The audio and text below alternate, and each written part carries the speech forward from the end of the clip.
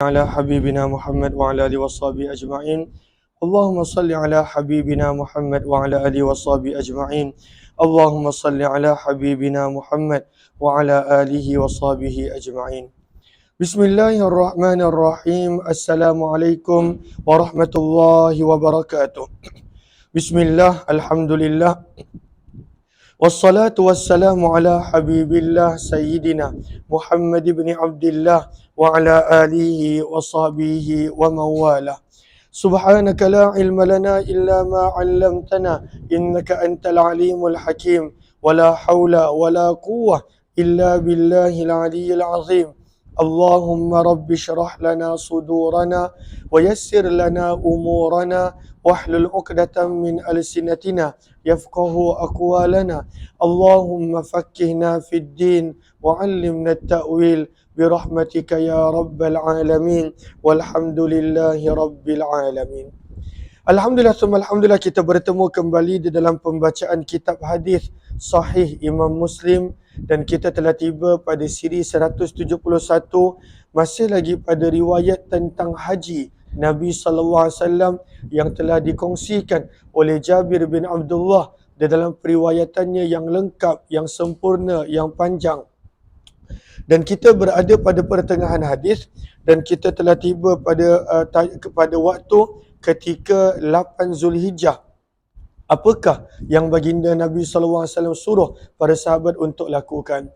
Ahlan Fatimah Samsuddin, Waalaikumsalam warahmatullahi wabarakatuh. Begitu juga ahlan di ruangan TikTok, Sa'adan Sa'ad. Ahlan, Waalaikumsalam warahmatullahi wabarakatuh kepada semua yang memberi salam. Kita nak sambung pembacaan hadis berkenaan tentang haji Nabi sallallahu alaihi wasallam. Kita dah tiba pada tajuk yang ke Allahumma salli ala pada apa? Berkenaan tentang haji Nabi sallallahu alaihi wasallam. Baca dulu bahasa Arab dia.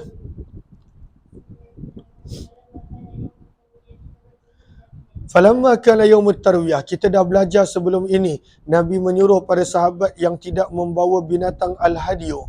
Al-hadiyu adalah binatang yang dibawa daripada rumah untuk disembelih di tanah haram.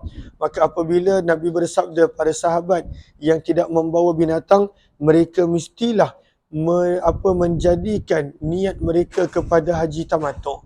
Mereka mestilah berniat umrah dan keluar daripada ihram umrah, dan pada 8 Zulhijjah barulah berniat ihram haji. Sebab itu bilakah para sahabat berniat ihram haji? Maka kata penulis buku rahimahullah, maka kata Jabir bin Abdullah, falamma kana yaumut tarwiyah, maka apabila tiba 8 Zulhijjah. Hari tarwiyah adalah 8 Zulhijjah. Tarwiyah bermaksud membawa air. Kenapa 8 Zulhijjah dipanggil hari membawa air? Kerana masyarakat Arab pada zaman dahulu, pada 8 Zulhijjah lah mereka akan membawa air daripada Mekah bersama dengan mereka menuju ke Mina. Sebab dulu dekat Mina, Arafah, Muzdalifah mana ada air, maka mereka ambil air daripada Mekah. Tawajjahu ila Mina, maka mereka iaitu para sahabat, mereka bergerak menuju ke Mina. Fa'ahallu bil haji, maka mereka telah berihram dengan niat haji.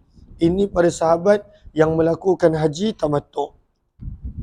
Sebab itu di sini pada baris yang ketiga, kata Imam Nawawi rahimahullahu taala, annal afdal inda Syafi'i, daripada hadis ini menjadi dalil bagi mazhab Syafi'i bahawa afdal, yang terbaik, anna man kana bi Makkah, bagi orang yang memang berada di Mekah, wa arada al-ihram bil hajj, dan ingin untuk berihram dengan ihram haji, maka sunnah untuk dia melakukan pada hari tarwiyah, beramal dengan hadis ini.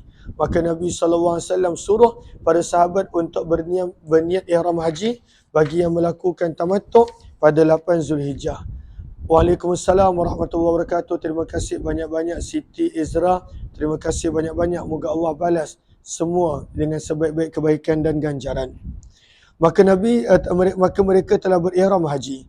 Warakiba Rasulullah, dan baginda Nabi sallallahu alaihi wasallam telah menunggang unta. Maka di sini kita lihat pada baris yang kedua, 4, 6. Maka kata Imam Nawawi, fihi bayanu sunan. Ada beberapa sunnah kita boleh belajar daripada hadis ini. Antaranya adalah annar rukuba fi tilkal mawatini afdal minal masyi. Sebab Nabi SAW menunggang unta, maka menaiki kenderaan daripada Mekah ke Mina, Mina kemudian masuk ke Muzdalifah, Arafah, daripada Arafah ke Muzdalifah, Muzdalifah ke Mina balik, Mina pada 10 Zulhijjah pergi Mekah, Mekah masuk balik ke Mina. Maka dalam mazhab Syafi'i, kesemua perjalanan ini sunnah menaiki kenderaan. Menaiki kenderaan adalah lebih baik, lebih afdal, sebab itu yang dilakukan oleh Nabi sallallahu alaihi wasallam. Adik, sini adik, adik sini. Sini adik, adik. Sini. Seluar dia tu betul kan? Okey. Maka sebab itu kata Imam Nawawi, walaupun nak jalan tak ada masalah waktu haji, tapi sunnah menaiki kenderaan adalah lebih afdal daripada berjalan kaki. Okey. Kemudian, maka okey, sekarang ni boleh catat dekat note. Nanti setiap orang kena buat lakaran sendiri esok tentang dalam bentuk gambar perjalanan haji Nabi SAW daripada Mekah. Gabungkan juga dengan riwayat Aisyah sebelum ni. Daripada Mekah berapa Zulqa'dah, daripada Madinah berapa Zulqa'dah Nabi tinggalkan Madinah. Kemudian Nabi sampai ke Mekah berapa Zulhijjah. Kemudian bila Nabi SAW bertolak ke Mina. Tapi catat dulu supaya mudah. Bukan tuan-tuan, saya hanya sebut kepada para pelajar, ibu saya, para pelajar madrasah mak saya. Terima kasih banyak-banyak kepada yang beri gift. Moga Allah balas dengan sebaik-baik kebaikan dan ganjaran. Maka Nabi SAW pada 8 Zulhijjah, maka Nabi SAW telah meninggalkan Mekah pada waktu pagi. Pada waktu pagi, lebih kurang pada waktu duha. Maka Nabi SAW telah buat apa dekat Mina? Maka daripada Mekah menuju ke Mina. Fasalla biha zuhra wal asra. Maka Nabi SAW pada 8 Zulhijjah tersebut, Nabi telah solat zuhur, asar. Kemudian kalender Islam berubah waktu maghrib. Maka maghrib masuk 9 Zulhijjah. Nabi juga, sekejap ni. Maka Nabi SAW juga telah solat maghrib, isyak dan subuh. Maka sunnah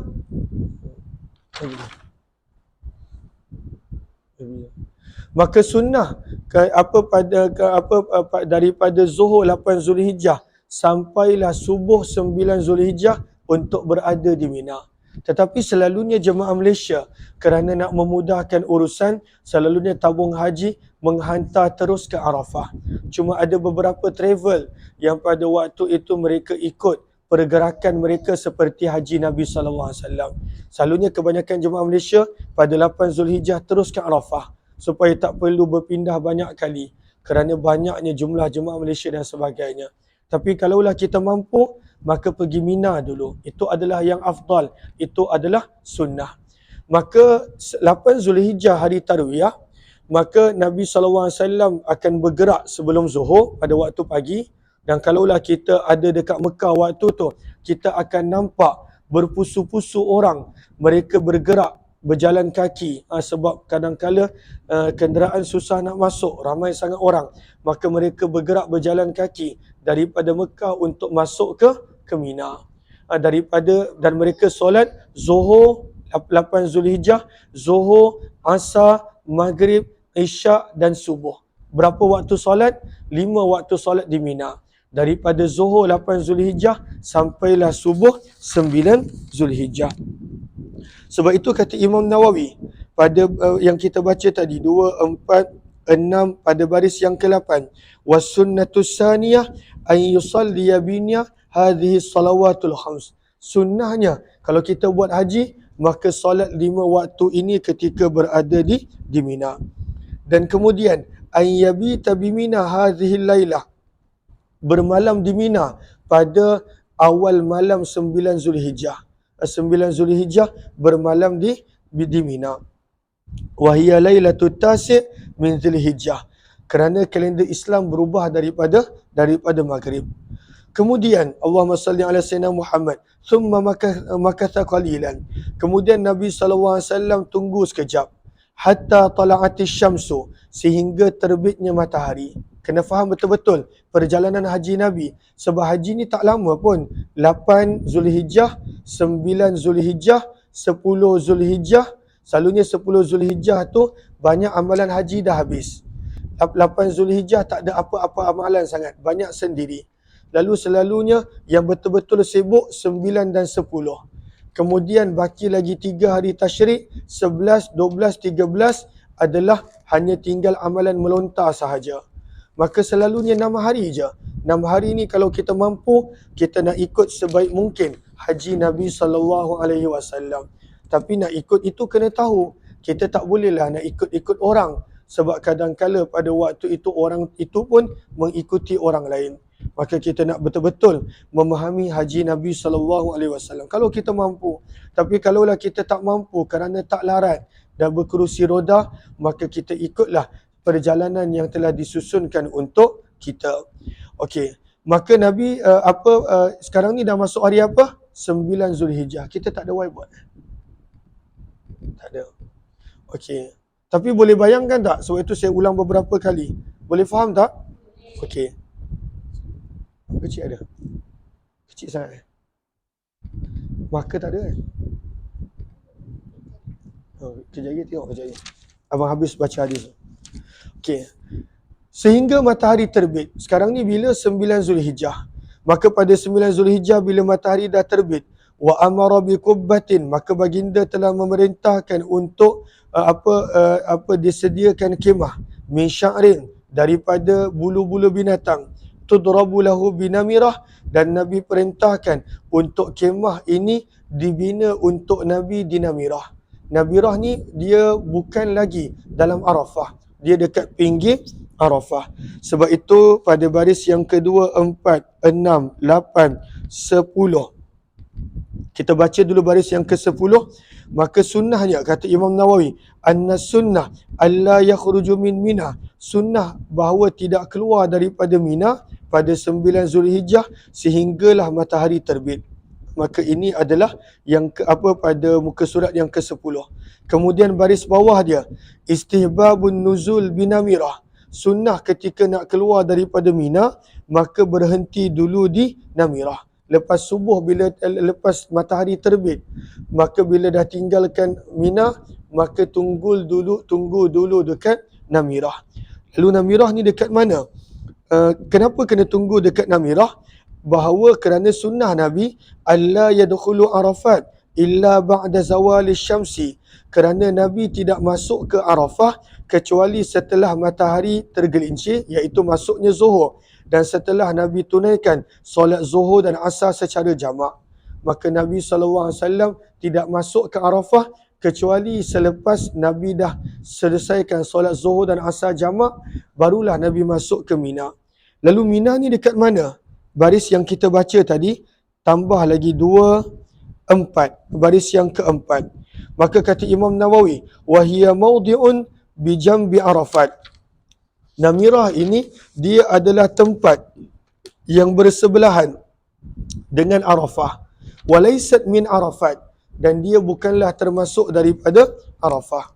Maka Nabi akan duduk dekat Namirah dulu. Sebab itu kita nampak dekat tepi Arafah adanya Masjid Namirah. Dan selalunya pergerakan orang Arab Saudi, mereka akan khutbah dan solat dulu dekat Masjid Namirah. Sebab Namirah itu belum lagi. Namirah itu bahagian depan dia, yang tempat asal dia, itu bukan lagi termasuk daripada Arafah. Bahagian belakang dia, barulah pada waktu itu termasuk ke dalam Arafah. Maka Nabi SAW berada di Namirah. Okey. Nabi duduk di Namirah sampai bila? Jom kita tengok. Allahumma salli ala sayyidina Muhammad. Okey. Kemudian sebentar.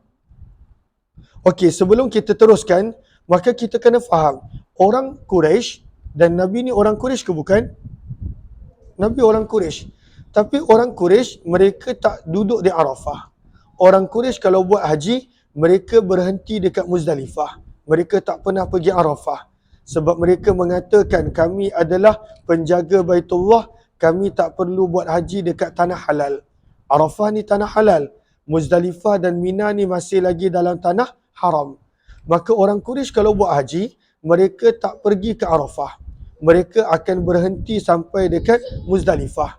Dan mereka duduk di Muzdalifah, berwukuf di Muzdalifah. Okay. Salam.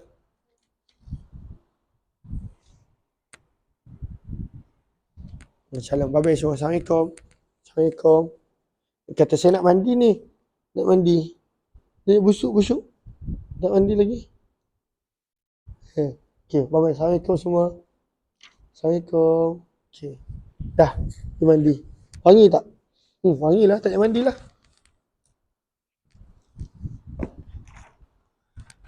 Okay. Tapi nanti kamu lakarkan lakarkan. Supaya kalaulah boleh lakarkan, maksudnya faham lah tu. Kalau masih tak boleh lakarkan, maksudnya belum faham. Ambil satu hadis je daripada Jabir. Cuma waktu Nabi tiba dekat Mekah dan tinggalkan Madinah, itu boleh ambil hadis Aisyah yang kita dah baca sebelum ni. Okey. Tapi sebelum kita teruskan perjalanan haji Nabi, maka Jabir terangkan dulu bahawa orang Quraisy mereka tidak berwukuf di mereka tidak berwukuf di Arafah. Mereka berhenti sampai Muzdalifah. Mereka berhenti sampai Muzdalifah. Okey. Allahumma salli ala sayyidina Muhammad. Sebentar.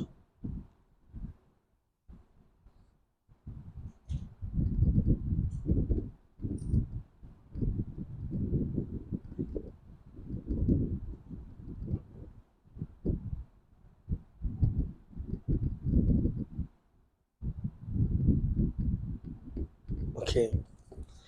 Lalu kata Jabir menerangkan tentang haji orang Quraisy sebelum Islam. Wala tashukku Quraisyun, dan orang Quraisy merasa pasti, tidak ragu-ragu, maksudnya mereka merasa pasti. Wala tashukku Quraisyun, dan tidaklah merasa ragu-ragu Quraisy illa kecuali annahu, mereka pasti yang baginda Nabi akan waqifun, berhenti indal masy'aril haram di Muzdalifah. Sebab itulah cara orang Quraisy buat haji. Maka orang Quraisy kata, okey, Nabi tak pergi Arafah ni, Nabi akan berhenti dekat Muzdalifah. Sebab orang Quraisy mereka punya haji, mereka memang berhenti dekat Muzdalifah. Mereka berhenti dekat Muzdalifah. Allahumma salli ala Sayyidina Muhammad. Kita nak baca dulu tentang Masy'aril Haram. Maka Masy'aril Haram ini, Allahumma salli ala Sayyidina Muhammad. Mana tadi Masy'aril Haram?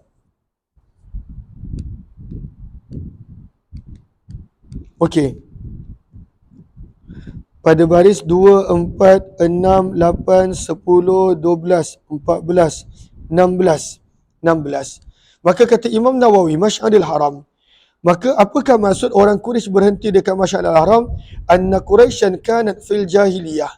Orang Quraisy daripada zaman jahiliyah, taqifu bil Masy'aril Haram, mereka akan berhenti dan berwukuf di Muzdalifah. Maka apakah itu Masy'aril Haram? Wahuwa jabal, ianya adalah sebuah bukit yang terdapat di Muzdalifah. Dan bukit itu selain daripada nama Masy'aril Haram, mereka ianya juga dikenali sebagai Qazah. Maka itu adalah secara khusus Masy'aril Haram adalah bukit yang bernama Qazah. Namun secara umumnya, innal Masy'aril Haram, sesungguhnya Masy'aril Haram, kullul Muzdalifah, semua Muzdalifah dipanggil dengan nama Masy'aril Haram. Semua Muzdalifah. Okey, fazannat Quraisyun, pada baris bawahnya, maka orang Quraisy mereka pada waktu itu merasa yakin annan nabiyya, bahawa Nabi akan berwukuf di Masy'aril Haram di Muzdalifah ala adatihim, sebagaimana kebiasaan Quraisy, wala yatajawazuh, dan Nabi tidak akan meninggalkan Muzdalifah untuk pergi ke Arafah. Fatajawazahun Nabi, maka Nabi SAW telah bergerak menuju ke Arafah, dan Nabi tidak berhenti dulu di Muzdalifah. Maka daripada Mekah Nabi pergi mana? Nabi pergi Mina. Nabi buat apa dekat Mina? Beribadah bersendirian, dan Nabi solat 5 waktu solat dekat Mina. Daripada Zuhur 8 Zulhijjah sampailah subuh 9 Zulhijjah. Kemudian bila matahari terbit, Nabi pergi ke mana? Nabi SAW telah pergi ke Namirah, yang zaman kita dah ada masjid di situ. Adakah Namirah termasuk daripada Arafah? Sebenarnya tidak. Namirah masih lagi dikira luar daripada Arafah. Cuma Masjid Namirah yang zaman kita, sebahagiannya dah masuk ke dalam Arafah. Sebab ramainya orang berkumpul di situ untuk mendengar khutbah daripada daripada imam-imam Masjidil Haram. Okey. Selepas daripada Namirah, adakah Nabi solat di Namirah? Jawapannya tidak. Sebelum tu kita baca dulu. Okey, wala tasyukku Quraisyun, dan tidaklah berasa ragu-ragu Quraisy kecuali annahu, bahawa sesungguhnya mereka pasti baginda waqifun akan berhenti indal masy'aril haram, di masy'aril haram dalam kurungan Muzdalifah. Kama kanat, sebagaimana menjadi kebiasaan Quraisyun, orang Quraisy, tasna'u, yang mereka lakukan fil jahiliyah, daripada zaman jahiliyah. Fa'ajaza, maka Nabi SAW telah melewati Muzdalifah. Nabi tak berhenti pun. Hatta ata Arafah, sehinggalah baginda tiba di Arafah. Fawajadal qubbata, maka baginda mendapati kubbah. Qad duribat, kubbah maksudnya kemah. Kemah telah dibina untuk Nabi di Namirah. Fanazala biha, maka Nabi pun berhenti rehat dan turun berhenti rehat di Namirah. Maka daripada lepas matahari terbit, Nabi berada di Namirah sampai bila? Hatta, sehinggalah idza zaghatis syamsu, apabila tergelincirnya matahari. Apakah maksud matahari tergelincir? Apa maksud dia? Kita dah belajar banyak kali. Masuknya waktu Zuhur. Zagha, tergelincir, iaitu masuknya waktu Zuhur. Kenapa disebut matahari tergelincir? Sebab katakanlah matahari terbit daripada timur. Matahari muncul daripada timur. Maka matahari pun naik sampailah matahari berada pada keadaan istiwa. Istiwa maksudnya betul-betul tegak di atas kepala. Yang mana itu adalah waktu yang diharamkan untuk solat. Tapi bila matahari dah mula tergelincir ke arah barat, maka sebenarnya dah masuk waktu Zuhur. Apabila tergelincir sahaja matahari, ada sahaja sedikit bayang-bayang, setelah tidak ada bayang-bayang sewaktu istiwa, maka maksud tergelincirnya matahari bererti masuknya waktu Zuhur. Masuknya waktu Zuhur. Maka bila masuk je waktu Zuhur, adakah Nabi solat dekat Namirah? Jawapan dia tidak. Hatta idza zaghatis syamsu. Ini semua berapa hari bulan Zulhijjah ni? 9. Sehingga apabila baginda apabila telah tergelincirnya matahari, iaitu masuknya waktu Zuhur, amara bil qaswa, Nabi telah memerintahkan untuk didatangkan unta Nabi. Unta Nabi bernama Al-Qaswa. Faruhilat lahu, maka unta Nabi telah dijalankan. Maka unta Nabi ni dibawa jalan ke mana? Fa'ata batnal wadi, maka Nabi telah sampai dan tiba di batnul wadi. Maka batnul wadi ini apakah nama dia? Kita nak lihat daripada bawah. Kata Imam Nawawi, 2, 4, 6, 8, 10, 12, 13. Maka batnul wadi. Maka batnul wadi, nama famousnya adalah Wadi Uranah. Wadi Uranah. Dan Wadi Uranah ni pun walaisat Uranah min ardi Arafat inda Syafi'i. Wadi Uranah ini pun masih lagi belum Arafah.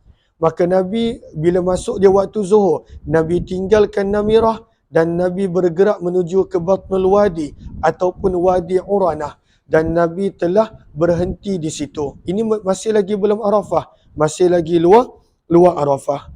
Maka apa yang Nabi buat dekat Wadi Uranah? Maka fakhataban nas, Nabi SAW telah berkhutbah. Maka dekat Wadi Uranah ataupun Batnul Wadi, Nabi khutbah dulu dan kemudian Nabi SAW solat di situ secara jamak Zuhur dan Asar. Lepas itu barulah Nabi SAW menuju ke Arafah. Boleh ambil handphone ambil handphone seorang. Boleh buka peta yang dikongsikan. Okey. Lalu kalaulah kita tengok dalam Google, kalaulah kita tengok peta, maka kalaulah kita tengok peta, maka susunan kedudukan, maka Mekah, mula-mula kita akan jumpa Mekah. Tempat yang paling hampir dengan Mekah adalah Mina. Mina dengan Mekah tak jauh. Sebab itu pada 10 Zulhijjah kita boleh ulang alik jalan kaki. Kalaulah kita susah nak jumpa teksi, ramai sangat orang, maka boleh balik jalan kaki. Sebab lepas Mekah adalah Mina. Mina dekat dengan Mekah. Hanya beberapa kilometer. Selepas Mina, datangnya Muzdalifah. Sebab itu tadi hadis kita baca, orang Quraisy ingat Nabi nak berhenti dekat Muzdalifah. Sebab Muzdalifah tanah haram. Dan Nabi berwukuf di Muzdalifah. Tetapi tidak, Nabi meneruskan perjalanan ke Mina. Maka yang paling jauh adalah Arafah. Maka perjalanan Nabi adalah Mekah, Mina, Arafah. Okey. Tapi sebelum masuk Arafah, Nabi berhenti dulu dekat dua tempat. Lepas matahari terbit, Nabi berhenti dulu dekat Namirah, beribadah di situ. Bila matahari dah tergelincir, masuknya waktu Zuhur, Nabi berada di Wadi Uranah, yang juga merupakan sebelah dan luar daripada Arafah. Nampak tak gambaran dia? Maka itu adalah gambaran dia. Dekat mana Wadi Uranah dan dekat mana masjid, dekat mana Namirah. Masih lagi luar daripada Arafah. Okey, maka apakah isi kandungan khutbah Nabi sallallahu alaihi wasallam? Maka Nabi pun bersabda, ini antara isi kandungan khutbah Nabi. Sebelum itu, okey, kita nak baca dulu. Tadi kita dah baca dah Wadi Uranah kan, baris bawah dia. Okey. Dua baris bawah dia. Imam Syafi'i menyebut daripada hadis-hadis yang dipelajari bahawa dalam haji sunnah untuk ada 4 khutbah. Arba'u khutab masnunah.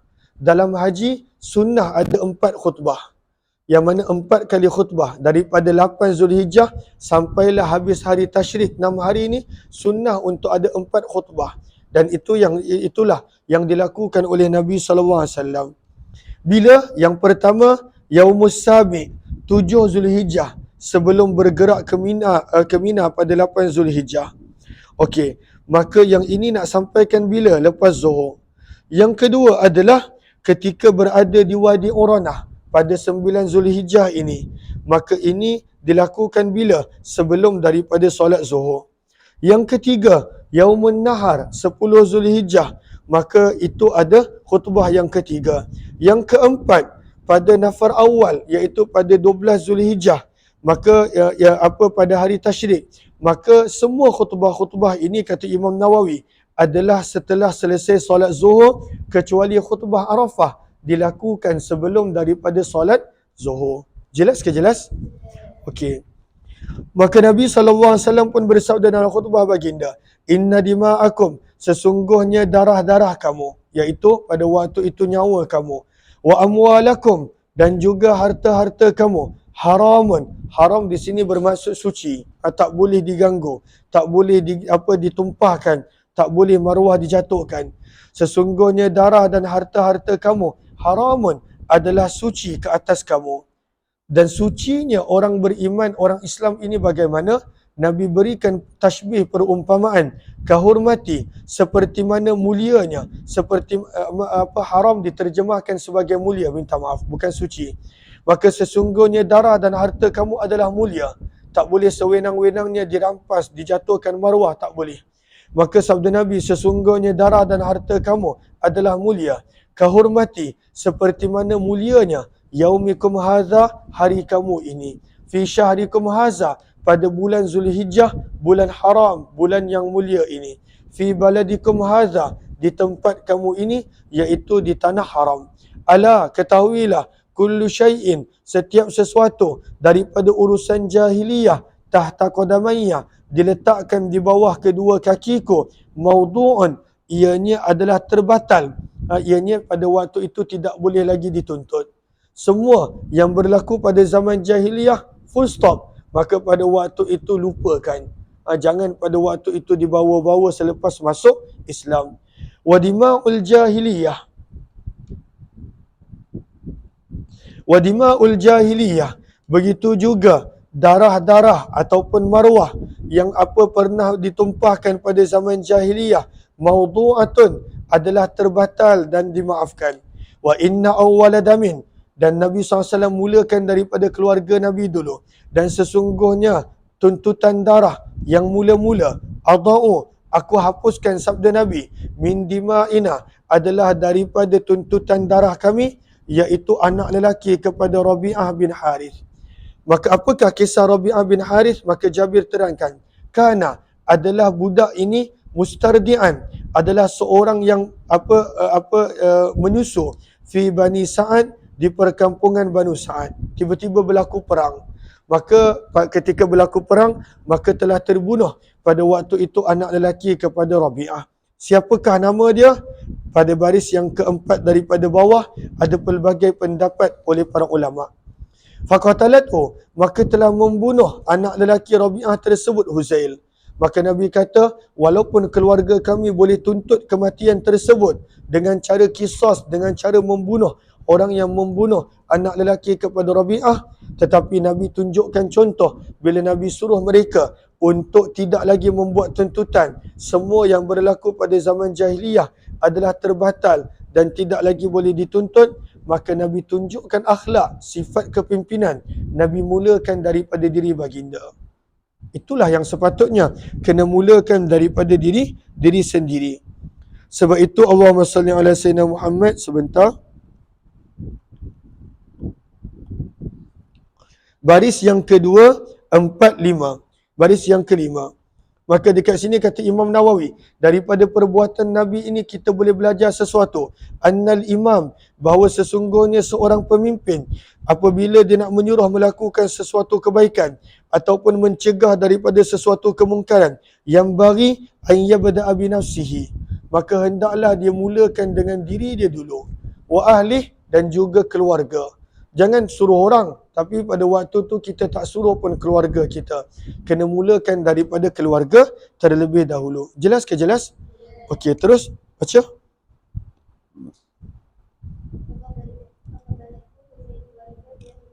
Waribal jahiliyah, dan segala jenis bentuk pinjaman riba yang berlaku pada zaman jahiliyah, maudu'atun, adalah dihapuskan. Maksud daripada dihapuskan riba adalah bayaran yang lebih daripada modal tersebut. Maka zaman jahiliyah, maka apabila mereka memberi pinjaman, maka riba dia berkali ganda. Maka Nabi kata yang riba itu terhapus, tidak boleh lagi dituntut.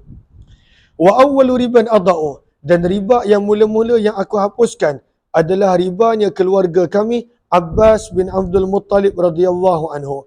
Fa innahu mawdu'un kulluh, barang siapa yang ada hutang Abbas radhiyallahu anhu, maka dia tak perlu bayar bunga dia, riba dia. Dia hanya perlu bayar ketika itu adalah modal asal sahaja daripada pinjaman tersebut. Okey. Kemudian sabda Nabi SAW, fa innahu mawdu'un kulluhu, ianya dihapuskan keseluruhan dia. Kemudian sabda Nabi, fattaqullaha fin nisa, maka di sini bermulanya pesanan untuk menjaga isteri dan keluarga. Tadi kita belajar berkenaan tentang menjaga kemuliaan dan kehormatan nyawa dan harta manusia. Kita juga belajar berkenaan tentang riba, ianya adalah sesuatu yang tercela. Begitu juga qisas, ianya dimaafkan, tidak lagi dituntut. Maka sekarang ini bermulalah berkenaan tentang an-nisa, iaitu isteri-isteri, iaitu keluarga. Berkenaan tentang hak-hak isteri. Maka sebab itu pada baris yang ketiga kata Imam Nawawi, fihi, pada perkataan ini adalah al-hassu, galakan ala mura'ah, untuk menjaga akan hak isteri. Wal wasiyah, dan pesanan Nabi secara khusus untuk menjaga para isteri. Wa mu'asyaratihin bil ma'ruf, dan melayan mereka dengan layanan yang baik. Maka Nabi pesan, fattaqullaha fin nisa, takutlah kamu kepada Allah berkenaan tentang hak isteri-isteri kamu. Apa hak-hak isteri kamu? Fa innakum, maka sesungguhnya kamu, akhaztumuhunna, telah mengambil isteri-isteri kamu tersebut menjadi halal bi amanillah, dengan jaminan Allah. Wastahlaltum, dan kamu menjadikan halal isteri-isteri kamu, furujahunna, kemaluan mereka, bi kalimatillah, dengan menggunakan nama Allah. Apakah maksud bi kalimatillah? Panjang lebar penerangan dia. Maka ada yang memberi maksud, selalunya sebelum nikah, maka juru nikah akan membacakan ayat fa imsakum bima'ruf, maka jagalah isteri kamu dengan baik, ataupun jika kemudian ditakdirkan untuk berpisah, maka berpisahlah dengan cara yang baik. Maka itu maksud ayat kalimah Allah yang dimaksudkan. Pandangan yang kedua, kata Imam Nawawi rahimahullahu ta'ala, Allahumma salli ala sayyidina Muhammad. Pandangan yang kedua, bermaksud adalah kalimah la ilaha illallah. Kerana tanpa kalimah la ilaha illallah, tidak boleh untuk berkahwin. Maka ini pandangan yang kedua. Pandangan yang ketiga, maksud daripada kalimah ini adalah Allahumma salli ala sayyidina Muhammad adalah kalimah ijab dan qabul yang berlaku di antara wali dan juga suami. Maka itu adalah pandangan ketiga, dan ada lagi banyak pandangan yang lain. Jelas ke jelas? Okey, baca hadis dia. Okey, kemudian Nabi ceritakan pula tentang hak suami isteri. Tapi Nabi dah sebut untuk jaga isteri sebaik-baiknya. Maka Nabi pesankan juga dengan hak suami dan isteri. Apakah hak suami yang isteri perlu tunaikan? Apakah hak isteri yang suami perlu tunaikan? Maka sabda Nabi, walakum, dan hak kamu alaihin ke atas isteri kamu adalah alla yuti'na furushakum. Ada banyak makna. Satu makna adalah alla yuti'na furushakum, maka janganlah para isteri mereka berdua-duaan dengan lelaki yang tak disukai oleh suami. Maka larangan untuk berdua-duaan dengan ajnabi, dengan orang yang bukan mahram.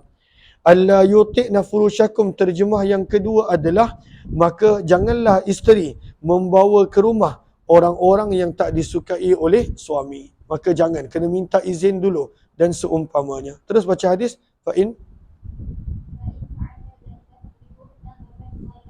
Maka apabila kamu melakukan begitu, maksudnya kalaulah isteri melanggar pada waktu itu apa yang telah diminta oleh suami, dia bawa orang yang suami tak suka ke rumah, walaupun kawan perempuan, maka ataupun dia berdua-duaan dengan yang bukan mahram, apatah lagi kalau nak sebut zina dan seumpamanya, al-a'yadzubillah, itu adalah dosa besar. Maka sabda Nabi, jika mereka tetap melakukannya, maka pukullah mereka darban dengan pukulan ghairu mubarrih, yang tidak meninggalkan kesan. Walahunna, dan sementara hak isteri yang wajib ke atas suami adalah rizquhunna, menjaga makanan mereka, wa kiswatuhunna, dan menjaga pemakaian mereka, bil ma'ruf, mengikut cara yang sesuai. Ma'ruf juga memberi maksud mengikut kemampuan suami. Kejap saya ada panggilan penting.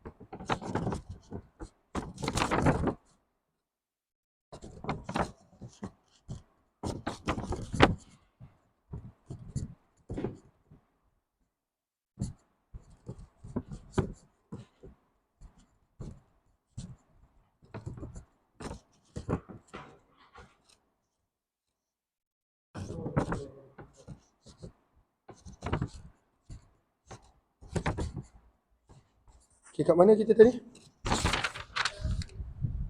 Yang mana? Okey.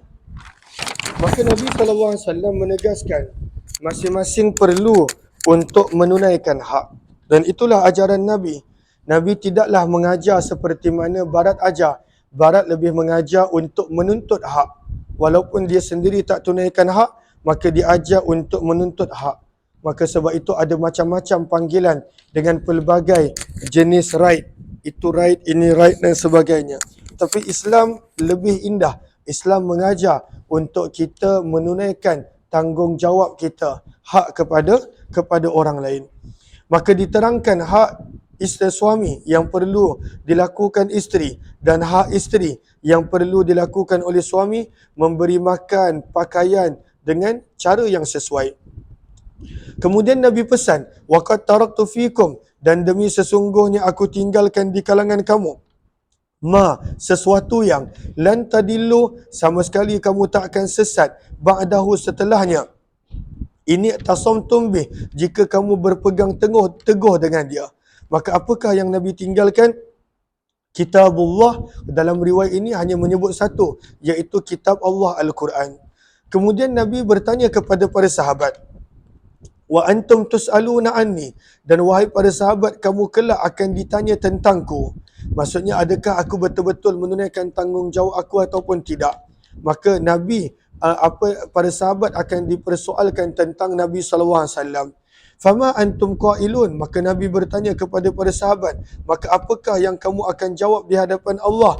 Qalu, para sahabat menjawab, nashhadu, kami akan memberi saksi, annaka, bahawa sesungguhnya Tuhan, qad ballagta, sungguh telah menyampaikan, wa addaita, dan juga telah menunaikan, wa nasata, dan juga telah menginginkan kebaikan. An-nusu maksudnya menginginkan kebaikan untuk kami. Faqala, maka baginda Nabi SAW mengisyaratkan. Qala di sini maksudnya asyara. Baginda telah mengisyaratkan bi isba'ihi sababah, dengan jari telunjuk baginda, yarfa'uha ila sama, Nabi mengangkat jari telunjuk tersebut ke langit, wa yankutuha ila nas, dan dalam masa yang sama Nabi tunjukkan juga kepada orang ramai. Maksudnya sekejap Nabi isyarat dekat langit dan sekejap Nabi tunjukkan kepada orang ramai. Maka baginda bersabda, Allahumma syhad, ya Allah saksikanlah, ya Allah saksikanlah. Nabi ulang sebanyak 3 kali. Maka ini masih lagi dekat mana? Dekat Wadi Uranah. Bila? Ketika dah masuknya waktu Zuhur, sebelum solat Zuhur secara jamak dengan asar di Wadi Uranah pada 9 Zulhijjah. Jelas ke jelas setakat ni? Okey. Boleh teruskan ke? Okey. Kemudian baca summa.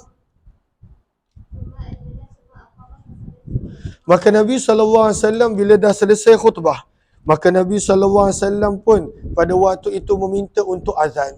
Maka daripada sini kita belajar sunnah sebelum solat untuk azan. Walaupun mungkin telah berlalu beberapa waktu setelah masuknya waktu. Sunnah untuk azan. Summa aqama, kemudian baginda minta untuk diiqamahkan. Fasalla zuhra, maka baginda telah menunaikan solat zuhur. Summa aqama, kemudian baginda telah minta untuk diiqamahkan, maka baginda telah menunaikan solat asar. Dekat sini berlakulah perbezaan pendapat antara mazhab Imam Syafi'i dan para ulama yang lain. Maka lihat pada pertengahan muka surat. Daripada bawah 2, 4, 6, 8, 10, 12, 14, 16. Maka di sini perbahasan dia adalah, ini waktu haji kita selalu nampak manusia pada waktu tu bertengkar, bergaduh. Maka di sini adalah perbahasan berkenaan tentang solat yang Nabi buat secara jamak 1 dan kemudian secara qasar 2. Maka kenapa Nabi buat? Adakah Nabi buat ini kerana ini termasuk amalan haji? Maka sebab itu Nabi buat jamak dan juga qasar. Ataupun Nabi buat kerana Nabi memang sedang musafir. Sebab Nabi tak lama pun duduk dekat Mekah. Maka ini yang menjadi ikhtilaf. Jom kita lihat. Kata Imam Nawawi, yushra'ul jam'u baina az-zuhri wal 'asr hunaka fi dhalikal yaum. Disunnahkan untuk melakukan jamak di antara zuhur dan asar ketika melakukan haji pada waktu tersebut. Wa qad ajma'atil ummah, dan para ulama telah bersepakat dengannya. Cuma waqtalafu fi sababi, para ulama berbeza pendapat apakah sebab kenapa Nabi buat jamak dan qasar. Faqila, maka pandangan Imam Abu Hanifah adalah, dan juga banyak para ulama yang lain, maka sebabnya adalah kerana itu termasuk daripada amalan haji. Maka sebab itu Nabi buat jamak dan Nabi buat qasar kerana itu termasuk daripada amalan haji. Sementara itu dalam mazhab Syafi'i, adalah huwa bisababi safar. Nabi melakukan jamak dan qasar adalah kerana musafir.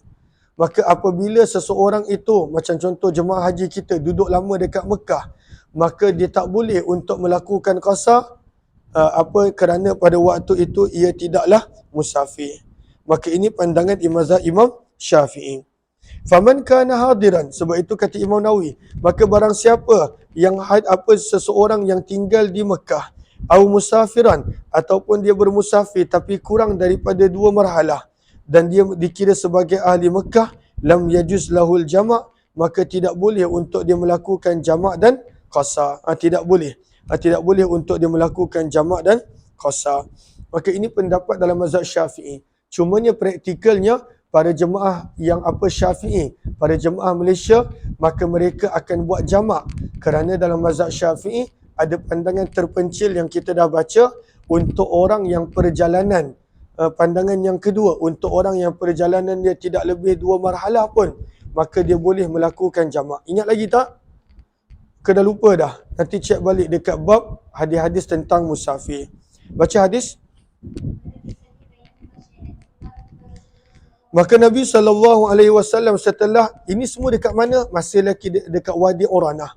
Maka dekat Wadi Uranah, Nabi solat Zuhur dan Nabi khutbah dulu, kemudian Nabi solat Zuhur dan Asar secara jamak.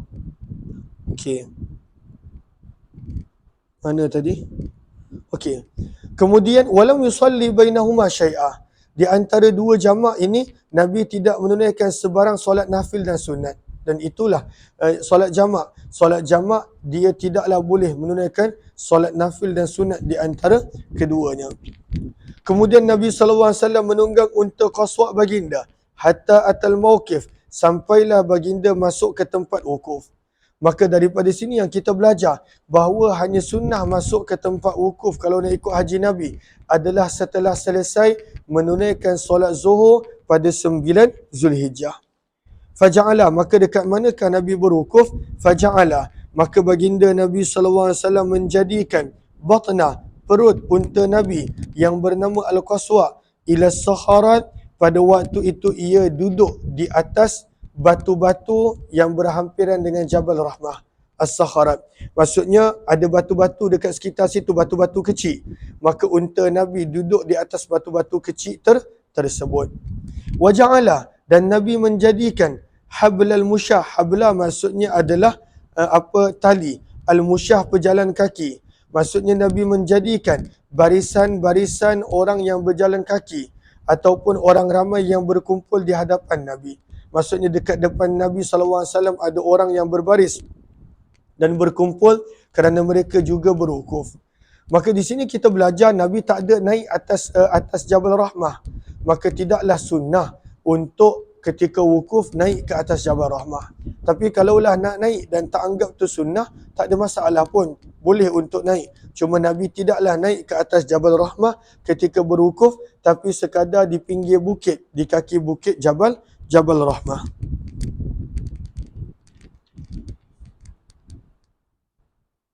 Okey, baris yang keempat daripada bawah, waktu wukuf. Sebenarnya kita boleh wukuf dekat Arafah ni bila?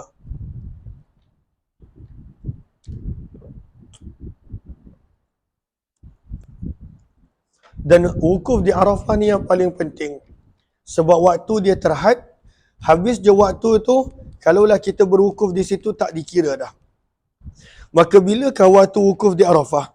Kata Imam Nawawi, wa amma waqtul wukuf bi Arafah, waktu untuk berwukuf di Arafah adalah ma baina zawali syamsi yaum Arafah, setelah zuhur, setelah masuknya waktu zuhur pada 9 Zulhijjah, wa tulu'il fajri tsani yauman nahar, sehingga sebelum masuknya waktu subuh 10 Zulhijjah. Maka mana-mana orang yang berada di Arafah dengan niat berwukuf daripada 9 Zulhijjah selepas zuhur sampailah sebelum masuk subuh keesokan hari 10 Zulhijjah, maka sahlah wukuf dia. Bila sah wukuf dia, maka sahlah pada waktu itu haji dia. Kalaulah tidak, maka tak sah haji dia. Kerana dalam hadis yang lain Nabi bersabda, Al-Hajju Arafah, haji itu adalah kena berwukuf di Arafah. Jelas ke jelas? Okey. Maka Nabi SAW berada di Arafah. Falam yazal waqifah, Maka berterusan Nabi SAW berwukuf di Arafah sehingga terbenamnya matahari. Maka Nabi berwukuf tak adalah sampai subuh. Nabi berwukuf sampai matahari terbenam. Cumanya dekat sini ada beberapa yang kita nak baca sebentar. Mana ni? Allahumma salli ala sayyidina Muhammad.